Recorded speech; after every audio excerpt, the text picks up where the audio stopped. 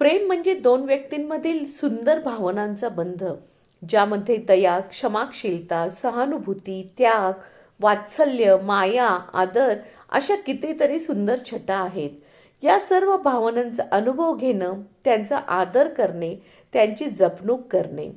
Valentine डेच्या विशेष भागात आज नीलम टॉक शो मध्ये सुजित शिंदे, अश्विनी शिंदे यांची मुलाखत पाहणार आहोत.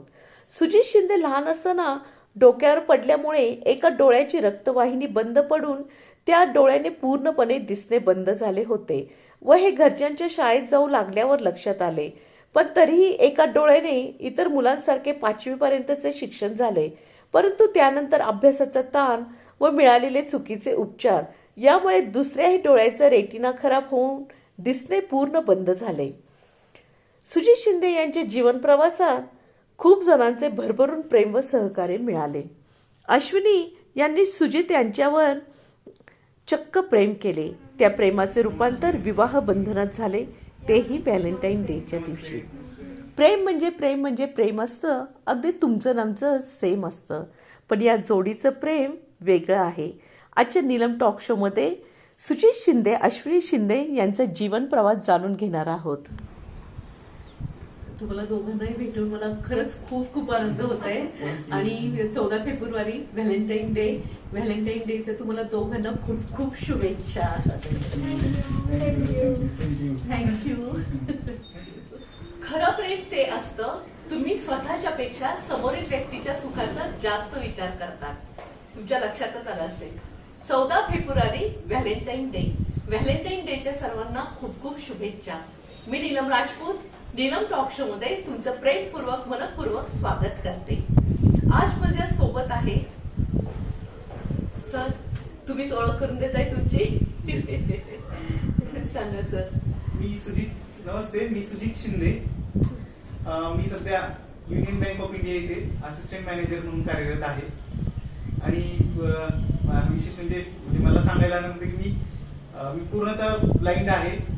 आणि माझी मिसेस अश्विनी ही नॉर्मल व्यक्ती आहे, म्हणजे डोळस व्यक्ती आहे. आणि आम्ही दोघांनी 14 फेब्रुवारीलाच 2016 मध्ये प्रेमविवाह केलेला आहे. म्हणूनच या जोडीची आज आपण मुलाखत घेतोय की प्रेमविवाह, प्रेमाचा दिवस व्हॅलेंटाईन डे. मॅडम तुम्ही काय सांगताल? तुम्ही सांगा तुमच्याबद्दल की सरांची तुमची कशी काय भेट झाली. भेट म्हणजे माझा काही अभ्यासात म्हणजे असं रस वगैरे नाहीये, पण सुजित अभ्यास करतो. हे असं सुजित लांबून नातेवाईक आहे आमचा. तर तो अभ्यास करतो, त्याला पूर्ण दिसत नाही, 100% लाईट आहे. अभ्यास करतोय, एमपीएससी देतोय, यूपीएससी देतोय. मग तो कसा अभ्यास करतोय वगैरे असं. आणि एक छोटे म्हणजे मदत करावीशी वाटली मला, म्हणजे की रीडिंग करायचं त्याचं, त्याला ज्या कोणत्या नोट्स हव्या असतील त्या पुस्तकांचं रीडिंग करायचं आणि रेकॉर्डिंग करायचं. तर ते मी घेतलं करायला आणि त्याच्यामध्ये आमचा संपर्क वाढत गेला. मग स्वभाव आवडते. आणि आपल्या समाजात म्हणजे लग्न म्हणजे की तो म्हणजे मला तर जुगारच वाटतो की अरेंज मॅरेज असं पकडतात की पत्रिका जुळतेय, कलर कसा आहे, मुलीचं नाक कसं आहे, डोळे कसे आहे, कलर कसा आहे, उंची किती आहे, फक्त हे बाह्य रूपावर हे करून मग आपल्याचे लग्न ठरवलं जातं. म्हणजे अगदी त्यालाही नाकारता येत नाही, तो पण आहे महत्वाचा भाग आहे. पण जे म्हणजे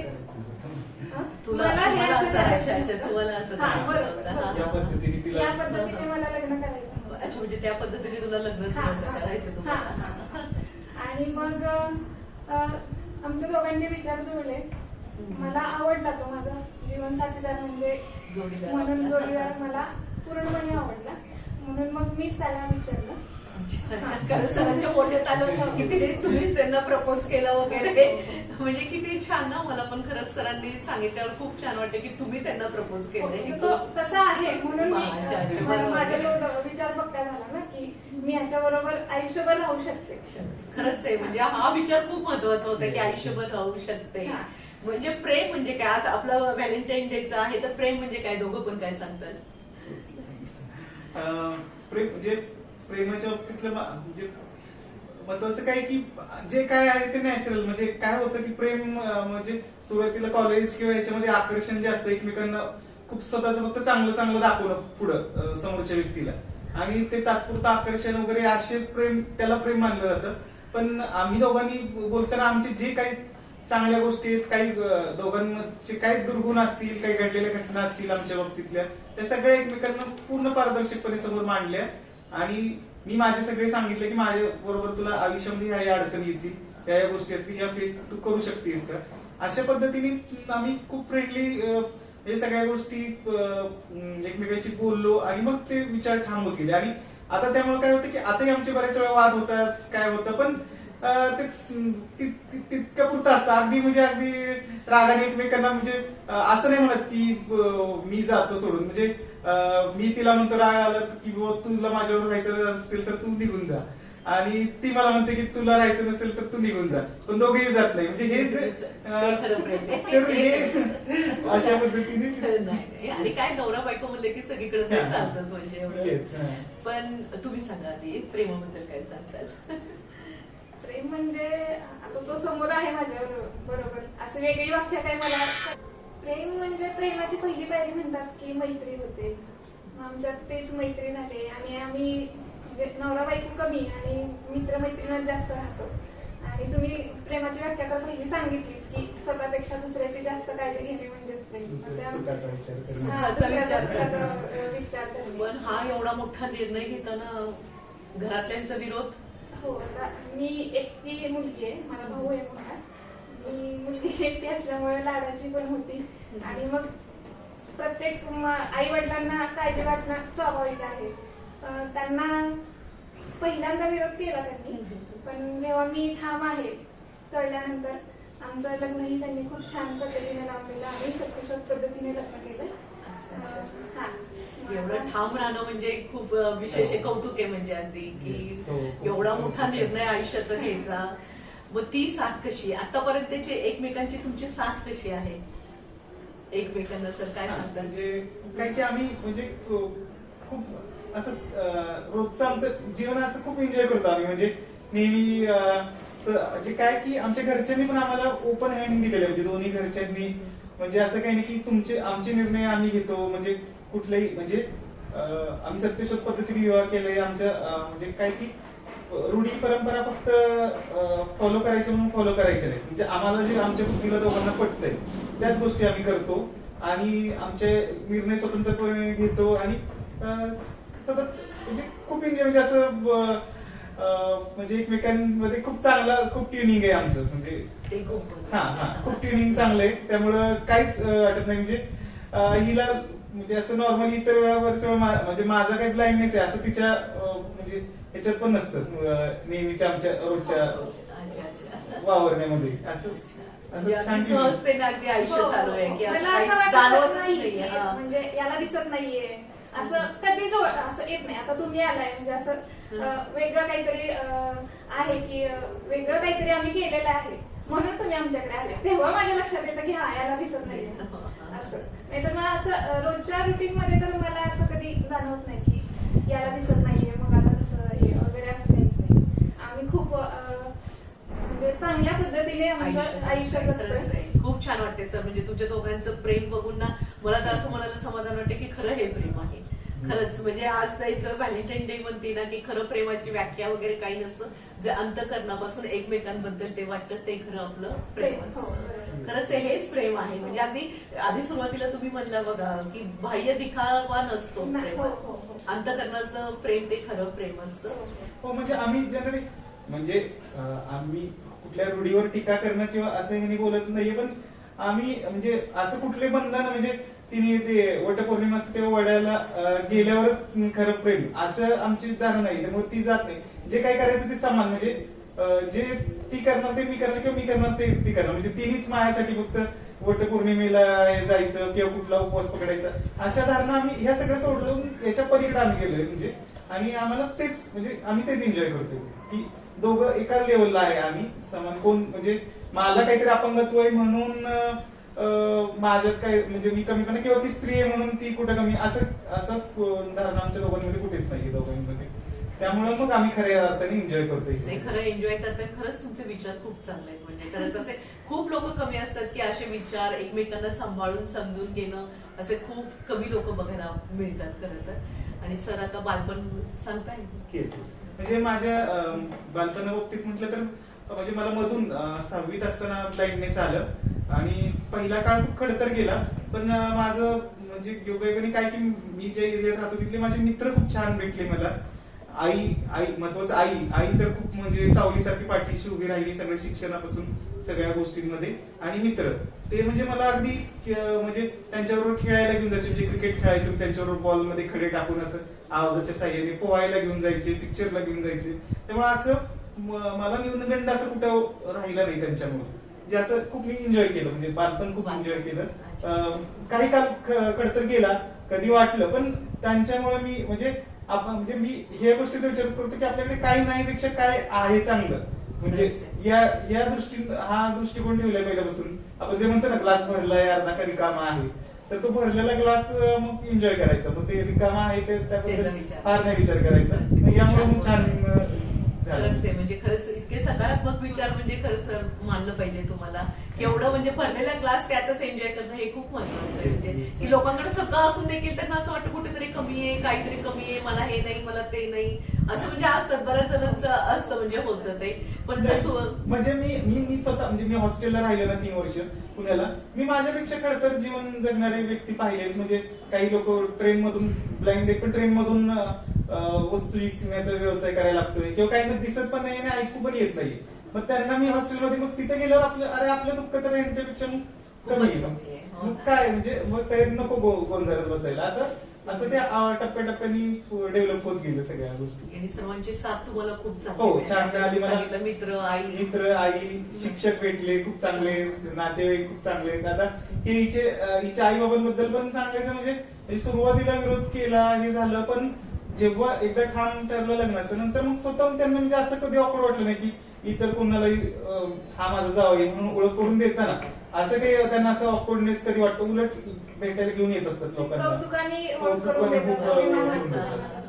मग हे म्हणजे हे पण खूप ग्रेट आहे ना. म्हणजे आपण म्हणजे म्हणतो ना की शिवाजी जन्माला यावं पण शेजारच्या घरी ही जी धारणा असती तर त्याच्या पलीकडे जाऊन त्यांनी कुठेतरी हा विचार केला. नंतर स्वतः समजावून घेतलं हे आणि आता खूप चांगला सपोर्ट करतायत ते आम्हाला. ते खूप छान वाटतंय. छान वाटते खरंच आहे. म्हणजे हे सगळ्यांचा सपोर्टच आहे त्यामुळे तर तुम्हाला बळ मिळतं हो, ना. हो, हो. जीवन जगण्याचं हे खूप छान बळ मिळतं सगळ्यांच्या Yes, yes. सपोर्टमुळे. हो, हो. मग कॉलेजचं जीवन कसं पुढे तुमचं नोकरी वगैरे कशी सुरू झाली? हा म्हणजे मी पुण्याला म्हणजे वाडिया कॉलेजमध्ये शिक्षण घेतलं ग्रॅज्युएशनचं. आधी इथं सातारामध्ये घेतलं आणि मग नंतर मी ठरवलं की काय करायचं तर स्पर्धा परीक्षा द्यायच्या. मग स्पर्धा परीक्षांचा अभ्यास करायचा. मग हा प्रवास मात्र माझा खूप खडतर होता आणि अजूनही आहे. म्हणजे काय की पूर्ण अंदाज असल्यामुळं एकतर ती नकारात्मक भावना आहे की काम काय करणार असं न्यूनगंड शासनामध्ये आहे. मग तिथे त्यामुळे मग सहजासहजी आमच्यासारख्या व्यक्तींना सामावून घ्यायला नको म्हणतात. मग तशा याच्यातून फाईट घेऊन त्या स्पर्धा परीक्षा द्यायच्या होत्या आणि अभ्यास करायचा आणि हे करायचं. तर तो मी प्रवास सुरू केला. मधल्या काळात मला परीक्षा रेल्वेमध्ये अनाउन्सर म्हणून जॉब मिळाला. मग मी तिकडे 9 वर्ष सर्व्हिस केली. त्यानंतर मधल्या काळात मी बँकेची एक्झाम देतच होतो, अभ्यास करत होतो. मग बँकेची पीओची एक्झाम म्हणजे असिस्टंट मॅनेजर त्याच्या पदावर आहे ती परीक्षा पास झालो आणि मग मी इकडे बँकेत जॉईन झालो. मधल्या काळात पुन्हा मला स्टेट टॅक्स इन्स्पेक्टरची पण परीक्षा मी पास झालो, ते पद मिळालं होतं. पण मग मी हे पद मिळाल्यामुळे ते घेतलं नाही. आणि आता माझं स्वप्न आहे की एमपीएससी मधून क्लास 1 किंवा युपीएससी मधून क्लास 1चं पद मिळवायचं. तर त्यासाठी अजूनही माझा अभ्यास सुरू आहे. त्या संदर्भात न्यायालयात केस सुरू आहेत कारण आमच्यावर सतत अन्याय होते. म्हणजे आमच्यामध्ये पण जे पार्शली ब्लाइंड असतात म्हणजे ज्यांना दिसतं एका डोळ्याने वगैरे त्यांना जास्त प्राधान्य दिलं जातं. वास्तविक धोरण आहे की आम्हाला जास्त प्राधान्य दिलं पाहिजे जे पूर्ण अपंग आहेत त्यांना. पण रिअलिटी वेगळी आणि त्याच्या विरुद्ध खूप फाईट करावी लागते. आणि गेली 10-12 वर्ष मी अभ्यास करतोय. कधी कधी असं अपसेट होतो की किती वर्ष करायचं, किती फाईट करायचं. पण मग परत ही सपोर्ट करते आणि सगळे माझे शिक्षक आहेत. मग त्यांचे आणि शिक्षक पण खूप असे चांगले मोटिवेट करणारे की मग त्यांच्याकडे पाहिलं की असं वाटतं की नाही मग आपण असं आता इतकं लढलोय ना, आता मग थोडक्यात थांबायचं रे, बसायचं रे, पुन्हा फाईट करायचं. मग आताही मी एक्झाम दिली आहे. आता 23 जानेवारीला एक्झाम झाली एमपीएससीची. मग तो एका बाजूला संघर्ष सुरू आहे. आणि मग मला असं वाटतं की तो मुक्त म्हणजे माझं तर मी तसं सेटल आहे आता, पण ही आमच्या म्हणजे आमच्या हक्कांची लढाई आहे, त्यामुळे ती लढायची आहे मला. आणि त्यामध्ये हे सपोर्ट लागतं, कारण कोणीतरी लढणं गरजेचं आहे. कारण मी आता सेटल आहे त्यामुळे मी लढू शकतो. अजून माझे नंतर येणारे माझे बांधव असतील, त्यांच्यासाठी पण तो रस्ता क्लिअर झाला पाहिजे, त्या अडथळे दूर झाले पाहिजे. त्यासाठी आमचं फाईट सुरू आहे आता. फाईट देत आहे म्हणजे अगदी तुमच्या बोलण्यातून खरंच जाणवते की लढाच आहे तुमचा. आणि तुम्ही बाकी नंतर येणाऱ्यांचा पण तुम्ही विचार करताय की स्वतःसाठी नाही, की त्यांना पण ते पुढे शिक्षण म्हणा सगळीकडेच त्यांना मदत होऊन जाईल. पण हे जे करताना लढाई तर आहे, तुम्ही आता म्हणताच की एवढी मोठी लढाई तुमच्या समोर, पण अविस्मरणीय क्षण काय तुमच्या आयुष्यातला? अविस्मरणीय क्षण म्हटले तर असं चूज करणं खरं खूप कठीण आहे, की कारण अनेक प्रसंग घडलेत. तरी म्हटलं तर मग लग्नाचाच प्रसंग सगळ्यात अविस्मरणीय का होता, की आम्ही हे म्हणजे सत्यशोध म्हणजे जेव्हा आम्ही लग्न केलं त्यानंतर बरेच जण आम्हाला भेटले आणि खूप जणांनी केलं की आम्हाला ह्या पद्धतीने लग्न करायचं होतं, पण आमच्या घरच्यांमुळे आम्हाला धाडसच झालं नाही. म्हणजे की हे लग्न कसं थोडक्यात की यात कुठल्याही म्हणजे मध्यस्थ ब्राह्मण वगैरे याची गरज नसते. आणि आई वडील वगैरे काय मग ते मानपान आणि ह्याच्यातच गुंतून जातात, ते स्वतः सोहळा एन्जॉय करू शकत नाही. आणि आपण पुढाऱ्यांचे सत्कार करतो, तर इथं पुढाऱ्यांचा नाही तर दोन्हीकडचे आई वडील आणि ज्येष्ठ नातेवाईकांचा सत्कार केला जातो. आणि एकमेकांबद्दलच्या कमिटमेंटच्या शपथा घेतल्या जातात. आणि मग आपण आणि आपल्या घरचे तो सोहळा एन्जॉय करू शकतो. कुठलंही मानपान नाही कुणाला, सगळे आणि लग्नाला येणारे सगळेच व्यक्ती तितके सन्माननीय असतात. मग कुठल्या पुढाऱ्यांचा सत्कार करायचा आणि काही ठराविक जण मानपान देत बसायचं, साड्या देत बसायचं, या सगळ्या गोष्टी टाळून हे लग्न होतं.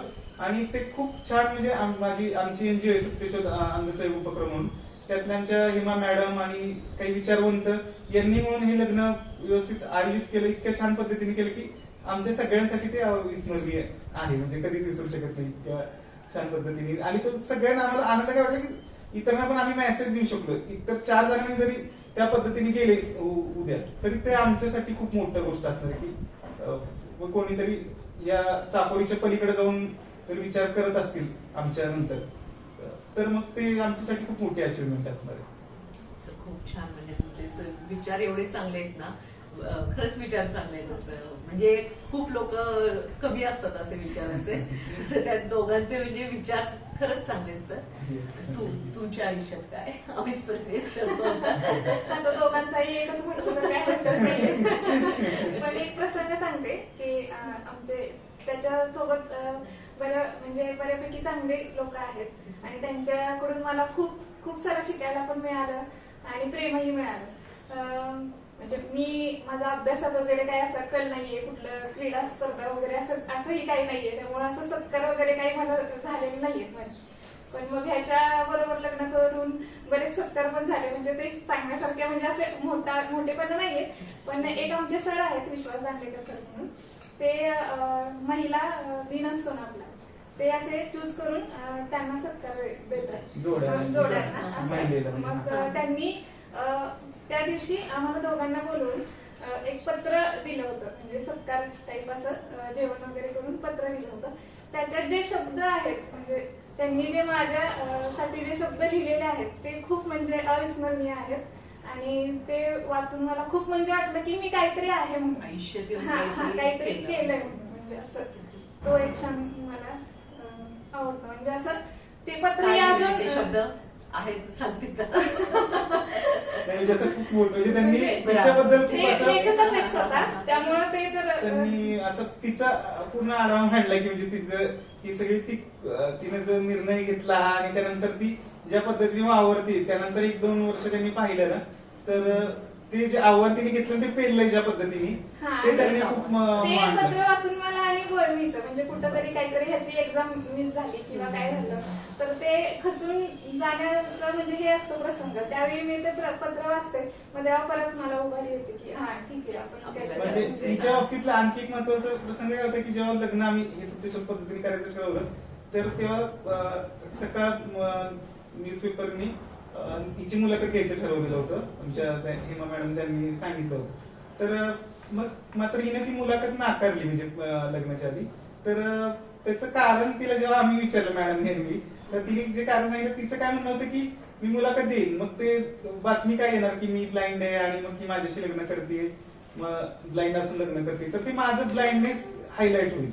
तर ते तिला नको, कारण तिचं म्हणणं की मी त्याकडे बघून म्हणजे तो माझ्या डोक्यात विचारच नाहीये, तर मी तशा पद्धतीने कशाला मुलाखत देऊन ती कशाला हायलाइट करू, म्हणून तिने ती मुलाखत नाकारली. तर ते खरंच प्रेम आहे म्हणजे अगदी कसं कुठे जमलं एवढं प्रेम आहे. नाही अगदी खरं, पण आमचं हे सगळं नॅचरल आहे. म्हणजे असं आता बोलतोय आम्ही तर अगदी खूप सहजपणे सगळ्या गोष्टी होत गेल्या म्हणजे हा, घडत हा. गेल्या. हा, म्हणजे खूप त्याचे नॅचरल अशा रिस्पॉन्स सगळे होते, म्हणूनच ते खूप हे वाटतं. खरंच चांगलं म्हणजे अगदी समजा प्रेमाची परीक्षा घ्यायची झाली तर काय काय करणार त्याच्यासाठी एवढं तुम्ही तिच्यासाठी तुम्ही त्यांच्यासाठी असं आम्ही रोजच करतो एकमेकांसाठी. त्यामुळे असं specially काही Special नाही असं- करत. हा. Special असं काय नाही, म्हणजे काही एकमेकांना म्हणजे जेव्हा अडचणीत कोण मी इंटरेस्ट मध्ये असतो तेव्हा ती उभी असते किंवा ती असते तेव्हा ती असते तेव्हा मी उभा असतो. म्हणजे असं एकमेकांना सगळं सतत ते सुरू असतं, अपडाऊन सुरूच असतात काही ना काहीतरी गोष्टींमध्ये म्हणजे हे सुरू असतं. त्यामुळे मग ते रुटीनच आहे, म्हणजे काहीच वाटत नाही त्याचं. आणि आयुष्याकडे बघताना जीवन जगताना कसं आहे म्हणजे दृष्टिकोन कसं आयुष्य पाहिजे आपलं, किंवा कसं एक कसं ना प्रेरणादायी व्यक्तिमत्व आहे खरंच तुमचं दोघांचं पण, की काय सांगताल म्हणजे तुम्ही लोकांना की जीवनाकडे बघताना कसं आपलं जीवन आहे, किती छान आहे असं. म्हणजे माझं तर तोच, म्हणजे माझं स्वतःच वैयक्तिक दृष्टिकोन हाच आहे की आपल्याला हे काहीच माहित नाही, पुढचा जन्म असतो काय असतो ते काही माहित नाही. आता आहेत आपण ते, मग त्याच्यामध्ये मी अशी म्हटलं तसंच आहे की जेव्हा असं काही फ्रस्ट्रेशन प्रत्येकाला मी सांगेन की म्हणजे मी आता स्पर्धा परीक्षांचं पण गाईड करायला जातो मुलांना, तेव्हा ते सांगतो की जेव्हा असं काही नर्वसनेस येईल त्यापेक्षा आपल्यापेक्षा आपण ज्यांची स्थिती खराब आहे अशा लोकांचा विचार मनात आणायचा फक्त, आणि मग त्यांच्यापेक्षा आपण बेटर आहे असं समजायचं ना. मग आणि कधी म्हणजे आपल्या प्रयत्नाने आपण काही ना काही कधी मिळू शकतो, आणि प्रत्येकामध्ये काही ना काहीतरी क्वालिटी असतातच. म्हणजे असं काही नाहीयेच की माझ्यामध्ये काहीतरी, आणि माझं म्हणजे उलट काही लोकांचा असा समज असतो ना की समाजात म्हणतात की तुम्हाला काहीतरी देवाने म्हणजे डोळे नाही दिले तर वेगळी काहीतरी एक शक्ती दिलेली आहे. तर माझं असं काही म्हणजे माझं स्पष्टमध्ये अशी काही शक्ती वगैरे काही नसते.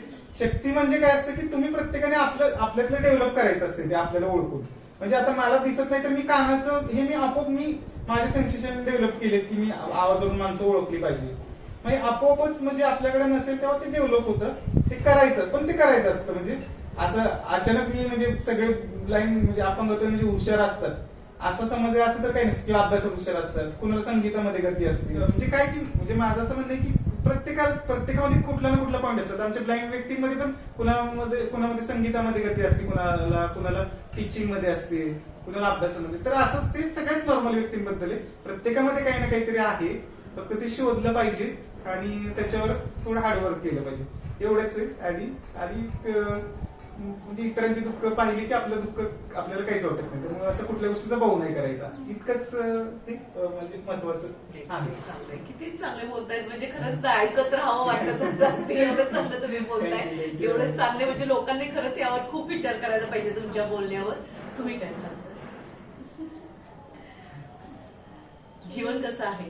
जीवन तर खूप सुंदर आहे आणि आमच्या पद्धतीने जगतोय, आणि त्यामुळं सुखी आहे आम्ही. म्हणजे कोणी विचारलं तर असं कसे आहात तुम्ही, तर ते असं आहे ठीक आहे वगैरे असं नकोच न सांगता सुखी आहे मी एवढं तरी सांगता आलं म्हणजे जीवन जगणं झालं. हो ना, खरंच खूप मस्त मजेत आहे. हा, मजेत आहे. तर खूप नॅचरल, म्हणजे ती खूप अशी खूपच बिंदास्त, म्हणजे जे काय असेल ते म्हणजे समोर बोलणं, आणि खूप निकळ स्वभाव आहे. म्हणजे निकळ तिचा की जे काय असेल ते सरळ सांगणं बोलणं, आणि काही मनात ठेवायचं नाही असं तिचं. अडचणी तर सगळ्यांनाच येतात, सगळ्यांनाच आहेत असं पण त्या अडचणींवर मात करून आपण कसं जगायचं ते आपल्याच हातात असतं.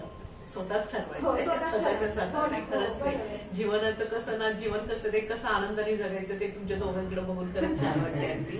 आता सरांनी तुमचा स्वभाव सांगितला, आता तू त्यांचा स्वभाव सांग. तो तर आता तुम्हाला स्वभाव कळालाच असेल बोलताना. खरंच आहे. ते स्वभाव चांगला म्हणून तर प्रेमात पडले हो ना, तेच ना. त्यामुळे तर लग्न केलं ना. ते तर आहेच की, तोच main मुद्दा. तेच ना, स्वभावामुळे तर हो, हो, प्रेमात हो. पडले. पुढे काय भविष्यात काय अजून करायचंय? भविष्यात करून म्हणजे आता काय झालंय की म्हणजे माझं करिअर झालंय किंवा करतोय मी आता. आमच्याकडे बाळ येणार आहे एक आहे, पण त्यानंतर म्हणजे माझी खूप इच्छा आहे की तिचंही करिअर तिला जे करायचंय ते करता आलं पाहिजे. आता माझ्यामुळं तिला काही गोष्टी आता करता नाही आल्या, पण पुढे जाऊन असं आहे की ती पण तिचं काहीतरी स्वतःचं करिअर तिचं कर्तृत्व पुढं जे उभं राहिलं पाहिजे असं माझं म्हणजे माझी इच्छा आहे आणि माझं स्वप्न आहे. आणि ते पूर्ण करण्यासाठी मी माझ्या बाजूने पूर्ण प्रयत्न करणार आहे. सांगा तुमचं काय स्वप्न? माझं स्वप्न त्याला एक क्लास 1 बनवण्याचं एक स्वप्न आहे. आणि काय आमचा संसार व्यवस्थित सुखी असणं, तो सुखी असणं, आम्ही दोघेही सुखी असणं, तेच स्वप्न. खूप छान. म्हणजे सुखी समाधानी आनंदाने असं तुमच्याकडे दोघांकडे बघितल्यावर एवढं छान वाटतंय ना अगदी. म्हणजे मला असं सहज घ्यावं व्हॅलेंटाईन डे एवढं सहज असं सुचलं आणि म्हणजे चांगलं मिळून गेलं की तुमचे विचार चांगले दोघांपर्यंत पोहोचले. आता तुमचं प्रेरणादायी व्यक्तिमत्व कोण आहे? माझं प्रेरणादायी व्यक्तिमत्व स्पेसिफिक कारण काय मी हिस्ट्रीचा स्टुडंट आहे, त्यामुळे मला सगळे इतिहासातले सगळेच लोक प्रेरणा देतात. आणि आत्ताचा आयडिया म्हटलं तर मग माझे तेच आता हिने नाव घेतलं ते विश्वास दांडेकर सर आहेत, ज्यांचं आता वय जवळपास 82 वगैरे आहे. आणि तरी त्यांचा उत्साह आणि त्यांचं ज्ञान म्हणजे त्यांच्याकडे मी काही काही शिकण्यासाठी जातो, ते तेवढाच उत्साह त्यांचा असतो. आणि अगदी बाहेर आम्हाला म्हणजे बाहेर सोडायला गेट पर्यंत ते येतात, म्हणजे एवढं. आणि ती खूप मोठी व्यक्ती म्हणजे ते अगदी पी नरसिंहराव पासून ते वेगळ्या पंतप्रधानांशी त्यांचे कॉन्टॅक्ट होते. आणि मोठे लेखक आहेत, अधिकारी, पण कुठेच त्यांचा म्हणजे असं ते दिसत नाही त्यांच्यात ऍटिट्यूड किंवा काही असं काहीच नाही. खूप सामान्य व्यक्ती प्रमाणे यांचं आणि इतक्या वयामध्ये ती एनर्जी आहे, त्यामुळे मग ती खूप प्रेरणादायी गोष्ट आहे. आणखी एक प्रसंग मी पटकन सांगेन तुम्हाला की दुसरे एक दिवेकर मॅडम म्हणून ते आता सातारा सोडून गेल्या. तर त्या वयाच्या 66व्या वर्षी मला शिवाजी कॉलेजमध्ये वाचून दाखवण्यासाठी यायच्या, रेकॉर्डिंग करण्यासाठी मला रेकॉर्डिंगला घेऊन जायच्या. तर त्यांनी जेव्हा त्यांचे मिस्टर आजारी पडलेले ऍडमिट होते हॉस्पिटलमध्ये आणि मी पुस्तक दिलं रेकॉर्डिंगसाठी, तर त्यांनी काय केलं म्हणजे माझं पुस्तक थांबलं नाही पाहिजे म्हणून तिथे स्पेशल रूम घेतली होती, तिथे टेप रेकॉर्डर घेऊन गेले आणि तिथे मिस्टर ऍडमिट तिथे पण त्यांनी रेकॉर्डिंगचं काम चालू ठेवलं. आणि मला सांगितलेलं कमिटमेंट मध्ये त्यांनी मला पुस्तक पूर्ण करून दिलं रेकॉर्डिंग. मग ते असं पाहिल्यावर मग की म्हणजे त्यांच्याकडे एवढी एनर्जी आहे, तर मग आपण काय केलं पाहिजे अशा त्यांनी मग तो त्या पण माझ्यासाठी खूप प्रेरणादायी ठरलं. म्हणजे सगळेच तुम्हाला आजपर्यंत सगळ्यांनी मदत म्हणण्यापेक्षा आदर प्रेम हो, सगळ्यांनीच हो, असं करत आले, म्हणजे सगळेच देत आले. हो हो हो. अजून एक म्हणजे फॅमिली होती जी पहिल्यांदा आम्ही कॅसेट्स साठी मदत मागायला गेलेलो, म्हणजे एनजीओ थ्रू, म्हणजे सगळ्यांसाठी. तर एक घरात 3 लेडीज म्हणजे मुलगी, आई आणि आजी. आणि आधी आजोबा वारलेले, नंतर वडील त्या मुलीचे वारलेले आणि त्यांचं वर्ष श्राद्ध होतं. तर ते वर्ष श्राद्धाला मग ते जेवणावळी घालायचं वगैरे हे न करता त्यांनी त्यात पैसे खर्चवणे ते त्याचं एक पाकिट बनवलं, ते माझ्या हातात दिलं आमच्या मुलांसाठी की तुम्हाला जे हवंय ते तुम्ही म्हणजे कॅसेट्स वगैरे खरेदी करा, अभ्यास करा. असं विचार करणारे लोक भेटलेत. असे पण विचार करतात, असं विचार करतात आहे. म्हणजे जगात असे सगळे आता जग बदलायला लागले असं म्हणता येईल. हो, हो, हो. विचार सगळेच वेगळ्या पद्धतीने करायला लागलेत. हो हो. मला असं वाटायचं की जगात अशी व्यक्ती कमी आहे, पण खूप आहे त्याच्याबरोबर राहून हे खूप खूप व्यक्ती आहेत. जगाचा अनुभवाला येत गेला. खूप चांगल्या व्यक्ती आहेत. खरंच आहे. आणि त्यातून म्हणजे सगळं आता तुम्ही जवळून लोकांना पण तुमचं म्हणजे हो, हो. लोकांना पण जवळून बघण्यात आलं तुमच्या हो, की हो. कसे लोक कसे लोक आहेत. आहेत. त्यामुळेच तर मग खूप प्रवास म्हणजे त्यांच्यामुळेच प्रवास करणं खूप आनंददायी आहे. म्हणजे इतके लोक छान आहेत सहवासात. म्हणजे खडतर पण म्हणता येईल, पण आनंद पण आहे. म्हणजे खडतरीतून एका बाजूला फ्रस्ट्रेशन तर ते म्हणजे कधी कधी ते सुरूच असते, काही ना काहीतरी निगेटिव्ह गोष्टी इकडे शासनाचे काही धोरण वगैरे ते सुरूच राहणार आहेत. पण ही लोक आहेत त्यामुळे एनर्जी मिळते की काय फाईट करायचं आणि होईल, म्हणजे पुढे पुढे जाऊन सकारात्मक गोष्टी होत जातील. जसं म्हणजे आमच्या जशा क्षमता कळतील लोकांना तशा त्या त्या गोष्टी ज्यांना माहिती आहेत ते रिस्पेक्ट करतात, पण ज्यांना नाही माहिती ते त्यांना अज्ञान आहे, त्यामुळे ते त्या गोष्टी मग त्या अडचणीच्या ठरतात. असं होतंय. त्याच्यातूनच आता मार्ग काढायचा आहे तुमचा. मार्ग काढत काढत राहायचं. सर खूप छान बोलताय दोघं पण. खरंच म्हणजे नीलम टॉक शो मध्ये आला तुम्ही, तुमचे दोघांचे म्हणजे खरं तर थोडंसं अजून प्रेमाचं मला पाहिजे होतं. काय सांगता येईल तुमच्या प्रेमाचं, कसं चमक गेलं त्यावेळेस, कसं थोडस त्यावेळेच्या प्रेमाचं त्यांनी प्रपोज केलेला दिवस. म्हणजे आम्ही तेव्हा खूप फोनवर, म्हणजे अगदी काही वेळेला तर पूर्ण अख्खं रात्र बोललोय फोनवरती. म्हणजे असं की म्हणजे तिने प्रपोज केलं, पण मी थोडंसं अजून थोडं म्हणजे की कसं वाटलं की मला काय पाहायचं होतं की म्हणजे तिचा तात्पुरता उत्साह तर नाही ना, म्हणजे असं फक्त उत्साह असं नको, म्हणजे पुढे जाऊन सगळे येणारे अपडाऊनला फेस करण्या इतकं म्हणजे ती मेंटली प्रिपेअर आहे का हे मला पाहायचं होतं. त्यामुळे मी तिला म्हटलं अजून बोलूयात, आपण जास्तीत जास्त बोलू. आणि मग खूप बोलल्यानंतर खूप म्हणजे मी त्याला निगेटिव्ह सांगायचं जास्त, तरी पण ती म्हणजे त्याला पॉझिटिव्ह रिस्पॉन्स देत होती. मग असं करत गेल्यावर मग मी म्हटलं हा ही म्हणजे आहे नक्की, ही ठाम आहे आणि मग पुढे जाणार म्हणजे आम्ही असं. पण मग प्रेमाच्या बाबतीत मग माझं तेच म्हणणं की आता जी रिअलिटी आपण बघतो की घटस्फोट वगैरे ह्या गोष्टी याच्यामुळे होतात की खूप वरवरच्या गोष्टींना जास्त महत्व दिलं जाते आणि ते खरं नाही द्यायला पाहिजे. म्हणजे आता माझं ब्लाइंडनेस आहे म्हणूनच असं नाही, पण हे नॉर्मल सगळ्याच म्हणजे आता इथून पुढच्या जोड्यांसाठी ते महत्वाचं आहे. कारण काय होतं की एकत्र आपण राहतानाच खरं आपले गुण अवगुण कळतात ना एकमेकांचे, आणि मग तिथं खूप पेशन्स एकमेकांना समजून घेण्यामध्ये तुम्ही किती पेशन्स दाखवताय आणि तेव्हा तुमची खरी कसोटी असते म्हणजे प्रेमाची. म्हणजे प्रेम होणं त्यापेक्षा प्रेम टिकणं आणि ते सगळ्यात महत्वाचं आहे ना. आणि मग तिथंच खूप, आणि काही वेळेला मग काय होतं की आता प्रेमामध्ये जर आई वडिलांचं बॅकअप सिस्टम नसेल तर मग त्या अडचणी मग दोघांमध्ये क्लॅशेस झाले की लगेच अडचणी येतात ना. पण ते जर दोघांचे बंध चांगले असतील तर मात्र ते अडचणी येणार नाहीत. मग ते बंध चांगले व्हावेत असावेत असं.